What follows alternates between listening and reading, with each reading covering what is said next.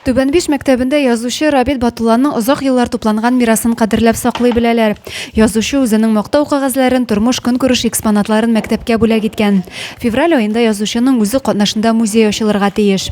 2021 елда Рабит Батулла үзенең озак еллар тупланган мирасын, мактау кагазларын, тормыш-көнкүреш әйберләрен мәктәпкә бүләк итте.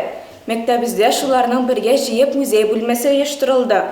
Бер якта язучының төрле елларда басылган әсәрләр тупланмасы, икенче киштәдә бүләк итеп бирелгән сөлгеләр урнаштырылган. Мәсәлән, Кукмара сөлгесенең бер гасырлык тарихы бар. Батулланың танылган Каракүл бүреге дә кадерле урын алган.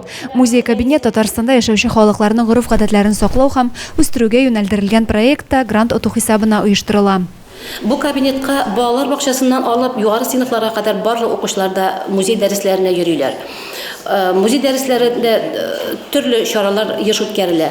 Анда алган белемнәр безгә татар теле һәм әдәбиятыннан һәм башка фәннәрдән үткәрелгән олимпиадаларда катнашырга һәм призлы урыннар яуларга ярдәм итә. Рабит Батулла иҗатына хөрмәт һәм кызыксынуны укучыларда гына түгел, бакчага йөрүче сабыйларда да тәрбияләргә тырышалар. Биредә шулай ук хөрмәткә лаек якташларыбыз Түбән Биш мәктәбен тәмамлаган Габдулла Тукай исемендәге дәүләт премиясенә ия шагыйрь Мөдәррис Әкләмов, театр артисты Наил Дунаев иҗатлары да тирәнтен өйрәнелә. Адилә Борханова, Александр Тимофеев, Максим Майоров, Зей хәбәрләре.